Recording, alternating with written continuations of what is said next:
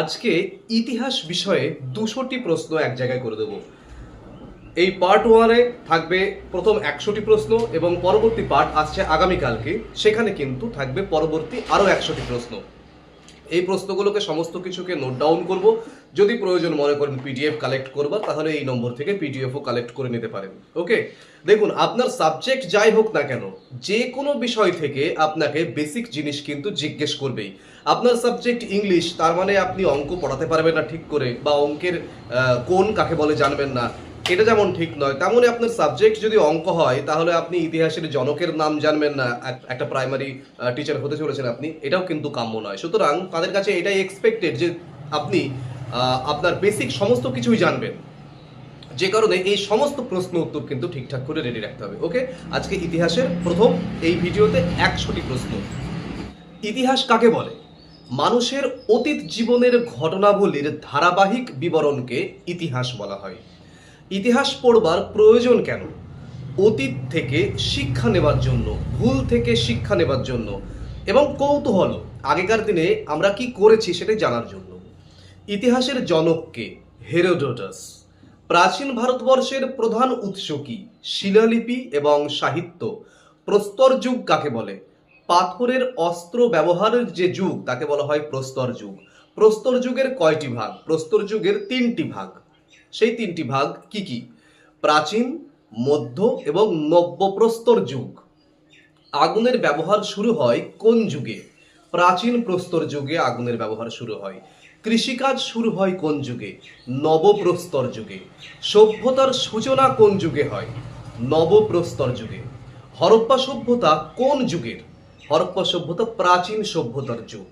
হরপ্পা সভ্যতা কোথায় গড়ে উঠেছিল? সিন্ধু নদ উপত্যকায় হরপ্পা সভ্যতা গড়ে উঠেছিল। হরপ্পা সভ্যতার অপর নাম কি? সিন্ধু সভ্যতা। পরবর্তী প্রশ্ন, হরপ্পা সভ্যতার আবিষ্কারক কে? দয়ারাম সাহানি। হরপ্পা সভ্যতার প্রধান শহর দুটি কি কি? হরপ্পা এবং মহেঞ্জোদড়ো। হরপ্পা সভ্যতার নগর পরিকল্পনার মূল বৈশিষ্ট্য কি? পরিকল্পিত রাস্তা এবং নিকাশি ব্যবস্থা। বৈদিক যুগের কয়টি ভাগ? 2টি। সেই 2টি ভাগ কি কি? ঋগ বৈদিক যুগ এবং উত্তর বৈদিক যুগ। বেদের সংখ্যা কয়টি? 4টি। 4টি বেদের নাম করুন। ঋক, সাম, যজুঃ, অথর্ব। বৌদ্ধ ধর্মের প্রবর্তকের নাম কি? গৌতম বুদ্ধ। বুদ্ধের জন্মস্থান কোথায়? লুম্বিনী। বুদ্ধের মহাপরিনির্বাণ কোথায়? কুশীনগর। বৌদ্ধ ধর্মের মূল উপদেশ কি? অষ্টাঙ্গিক মার্গ। জৈন ধর্মের প্রবর্তক কে? মহাবীর। চন্দ্রগুপ্ত মৌর্যের গুরু কে ছিলেন? চাণক্য বা কৌটিল্য। মৌর্য সাম্রাজ্যের প্রতিষ্ঠাতা কে? চন্দ্রগুপ্ত মৌর্য। পরবর্তী প্রশ্ন, অশোক কেন বিখ্যাত? অশোক, সম্রাট অশোক, তিনি ধর্ম প্রচারের জন্য বিখ্যাত। অশোকের শাসনের প্রধান নীতি কি ছিল? ধম্ম, ময়ে ধম্ম। গুপ্ত যুগকে কেন স্বর্ণযুগ বলা হয়? শিল্প সংস্কৃতির চরম উন্নতির জন্য গুপ্ত যুগকে স্বর্ণযুগ বলা হয়। হিউয়েন কে? চীনা পর্যটক। হিউয়েন ভারতবর্ষে আসেন কার শাসনকালে? হর্ষবর্ধনের শাসনকালে। হর্ষবর্ধনের রাজধানী কোথায়? কনৌজ। পরবর্তী প্রশ্ন, রাজপুত যুগের বৈশিষ্ট্য কি? বীরত্ব এবং স্বাধীনতা। দিল্লি সুলতানির প্রতিষ্ঠাতা কে ছিলেন? কুতুবউদ্দিন আইবক। কুতুব মিনার কে নির্মাণ করেছিলেন? কুতুবউদ্দিন আইবক। আলাউদ্দিন খিলজি কেন বিখ্যাত? বাজার নিয়ন্ত্রণ নীতির জন্য। তুগলক বংশের শাসকের নাম করুন একজন। মোহাম্মদ বিন তুগলক। মোহাম্মদ বিন তুগলকের মুদ্রা সংস্কার ব্যর্থ হয়েছিল কেন? নকল মুদ্রার জন্য। মুঘল সাম্রাজ্যের প্রতিষ্ঠাতাকে? বাবর। পানিপথের প্রথম যুদ্ধ কবে হয়েছিল? 1526 খ্রিস্টাব্দ। আকবর কেন মহান? ধর্মীয় সহনশীলতার জন্য। আকবরের রাজস্ব ব্যবস্থা কে তৈরি করেন? টোডরমল। দিন-ই-ইলাহি কি? আকবর প্রবর্তিত নতুন একটি ধর্মনীতি। জাহাঙ্গীরের স্ত্রীর নাম কি ছিল? নূরজাহান। তাজমহল নির্মাণ করেন কে? শাহজাহান। আওরঙ্গজেব কেন বিতর্কিত? কট্টর ধর্মনীতির জন্য। ইউরোপীয়দের মধ্যে প্রথম ভারতবর্ষে আসে কারা? পর্তুগিজরা। ভারতবর্ষে পর্তুগিজদের আগমন কবে ঘটে? 1498 খ্রিস্টাব্দে। ভাস্কো দা গামা কোথায় আসেন? কালিকট বন্দরে। ইস্ট ইন্ডিয়া কোম্পানি প্রতিষ্ঠিত হয় কবে? 1600 খ্রিস্টাব্দে। পলাশির যুদ্ধ কবে হয়? 1757 খ্রিস্টাব্দে। পলাশির যুদ্ধ কারা করে? নবাব সিরাজউদ্দৌলা এবং ইংরেজরা। মির্জাফর ছিলেন নবাব সিরাজের একজন বিশ্বাসঘাতক সেনাপতি। বক্সারের যুদ্ধ কবে হয়েছিল? 1764 খ্রিস্টাব্দে। দ্বৈত শাসন প্রবর্তন করেন কে? Robert Clive. স্থায়ী বন্দোবস্ত চালু করেন কে? Lord Cornwallis. সিপাহী বিদ্রোহ কবে হয়েছিল? 1857 সালে। সিপাহী বিদ্রোহের নেত্রী কে ছিলেন? রানী লক্ষ্মীবাঈ। সিপাহী বিদ্রোহের কারণ কি ছিল? রাজনৈতিক ও ধর্মীয় অসন্তোষ। ভারতবর্ষের প্রথম গভর্নর জেনারেল কে ছিলেন? Warren Hastings. ব্রিটিশ শাসনের অবসান কবে হয়েছিল? 1947 খ্রিস্টাব্দে। ভারতবর্ষের স্বাধীনতা দিবস কবে? 15 আগস্ট। ভারতবর্ষের প্রথম প্রধানমন্ত্রী কে ছিলেন? জওহরলাল নেহেরু। ভারতবর্ষের প্রথম রাষ্ট্রপতি কে ছিলেন? রাজেন্দ্র প্রসাদ। অসহযোগ আন্দোলনের নেতা কে ছিলেন? মহাত্মা গান্ধী। ডান্ডি অভিযান কবে হয়েছিল? 1930 খ্রিস্টাব্দে। ভারত ছাড়ো আন্দোলন কবে হয়েছিল? 1942 খ্রিস্টাব্দে। গান্ধীজি কেন মহাত্মা? তাকে মহাত্মা কেন বলা হয়? তার অহিংস নীতির জন্য। সুভাষচন্দ্র বসু কেন বিখ্যাত? দেশপ্রেমিক হিসেবে এবং আজাদ হিন্দ ফৌজের জন্য। জালিয়ানওয়ালাবাগ হত্যাকাণ্ড কবে হয়েছিল? 1919 খ্রিস্টাব্দে। রাওলাট আইন কি? দমনমূলক আইন। বঙ্গভঙ্গ কবে হয়েছিল? 1905 খ্রিস্টাব্দে। স্বদেশী আন্দোলন কেন শুরু হয়েছিল? বঙ্গভঙ্গের প্রতিবাদে। ইতিহাসের সাল কেন গুরুত্বপূর্ণ? সময় নির্ধারণ করবার জন্য। প্রাচীন ভারতের শিক্ষা কেন্দ্র ছিল কি? নালন্দা। নালন্দা বিশ্ববিদ্যালয় কে ধ্বংস করেন? বখতিয়ার খিলজি। ইতিহাসের উপাদান কি? দলিল এবং প্রমাণ। শিলালিপি কাকে বলে? পাথরে লেখা ইতিহাসকে শিলালিপি বলে। তাম্রলিপি কাকে বলে? তামার পাতায় লেখা দলিলকে তাম্রলিপি বলে। মুদ্রা ইতিহাসের কোন তথ্য দেয়? অর্থনীতির তথ্য দেয়। ইতিহাসে কাল বিভাজন কেন দরকার? কোন কালে কি হয়েছিল সেটি সঠিকভাবে বোঝার জন্য। ইতিহাসে প্রাচীন যুগ কাকে বলে? লিখন আবিষ্কারের পরের সময়। মধ্যযুগ কাকে বলে? প্রাচীন এবং আধুনিকের মাঝের সময়কে। আধুনিক যুগ কবে শুরু হয়েছিল?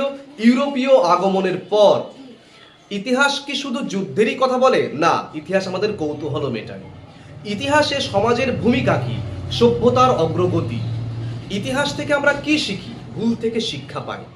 নারী ইতিহাসে গুরুত্বপূর্ণ কেন? সমাজ গঠনে তাদের ভূমিকা জানার জন্য। শিশুদের ইতিহাস পড়ানো কেন দরকার? সচেতন নাগরিক গড়ে তুলবার জন্য। ইতিহাস কি পরিবর্তনশীল? হ্যাঁ, ব্যাখ্যা অনেক সময় পরিবর্তিত হতে পারে। ইতিহাসে সত্যের গুরুত্ব কি? নিরপেক্ষতা। ইতিহাসের সঙ্গে ভূগোলের সম্পর্ক কি? স্থান নির্ভরতা। ইতিহাস ও সমাজবিজ্ঞানের সম্পর্ক কি? সামাজিক বিশ্লেষণ। ইতিহাসের মাধ্যমে জাতীয়তাবোধ কিভাবে গড়ে ওঠে? অতীত চেতনার মাধ্যমে। প্রাইমারি স্তরে ইতিহাস শেখানোর লক্ষ্য কি? সচেতনতা এবং মূল্যবোধ।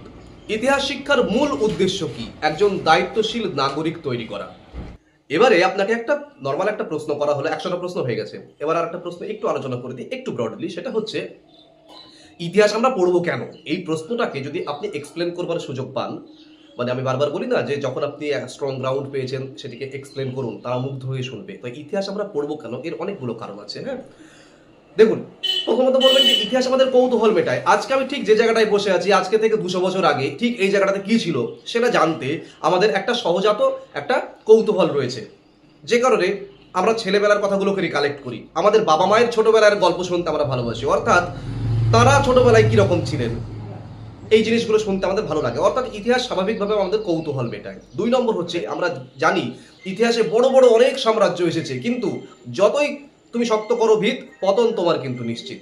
ঠিক আছে, তাহলে ইতিহাস আমাদের এই শিক্ষা দেয় যে তোমার সাম্রাজ্য যতই বড় হোক না কেন, তুমি যা কিছু করে ফেলো না কেন, পতন তোমার হবেই। ধূলিসাৎ তোমাকে একদিন না একদিন হতেই হবে, কাউকে একদিনে, কাউকে 100 দিনে, কিন্তু হতে তোমাকে হবেই। তাহলে এখান থেকে আমাদের ইতিহাস আমাদের শেখায় অহংকার না করতে বা সঠিক পথে থাকতে। 3 নম্বর হচ্ছে ভুল থেকে শিক্ষা, যেটা আরেকবার বলি। ভুল থেকে শিক্ষা মানে ইতিহাসে যে সমস্ত ভুলগুলো হয়ে গেছে, মানে গতকালকে আমি যেটা করেছি সেটাই তো আমার ইতিহাস, তো সেই ভুল তো আমি আজকেও আর করবো না, তাই না? তার মানে প্রত্যেকটা মুহূর্ত ইতিহাসের অতল গহ্বরে তলিয়ে যাচ্ছে এবং সেই ভুল থেকে কিন্তু আমরা শিক্ষা গ্রহণ করছি। তাহলে এই 3টে পয়েন্ট একটু এক্সপ্লেন করে দেবেন এইভাবে, যদি আপনি সময় পান, তারাও মুগ্ধ হয়ে শুনবেন। 1 হচ্ছে আমাদের কৌতূহল মেটায়, 2 হচ্ছে ইতিহাস আমাদের শেখায় অহংকার না করতে, আমি যত বড়ই হই না কেন আমার পতন নিশ্চিত, এবং 3 ভুল থেকে শিক্ষা গ্রহণ করবার জন্য। ওকে, আগামী কালকে পরবর্তী এপিসোডে, ইতিহাসের পরবর্তী এপিসোডে 101 থেকে 200টা প্রশ্নের উত্তর থাকছে। এগুলোকে ভালো করে নোট ডাউন করুন। যদি মনে করেন পিডিএফ কালেক্ট করবেন, তাহলে ভিডিওর মধ্যে বেশ কিছু জায়গায় আমি পিডিএফ এর নম্বর দিয়ে দিয়েছি, সেখান থেকে আপনারা কালেক্ট করে নিতে পারেন টোটাল পিডিএফ, এবং এগুলো ভালো করে রেডি করুন। এগুলো কিন্তু বেসিক জিনিসপত্র ধরছে। চ্যানেলটিকে সাবস্ক্রাইব করুন, কারণ বিশ্বাস করুন এই একদম 10 মিনিটের একটা ভিডিওতে এত মেটেরিয়ালস ঠেসে ঢুকিয়ে দেওয়া, এটা কিন্তু খুব কম চ্যানেলেই রয়েছে কিন্তু, ঠিক আছে?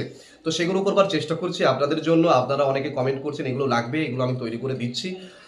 চ্যানেলটি সাবস্ক্রাইব করুন, অবশ্যই চ্যানেলটি সাবস্ক্রাইব করুন, কারণ এই ধরনের জিনিসগুলো সচরাচর পাবেন না কোথাও। কেমন?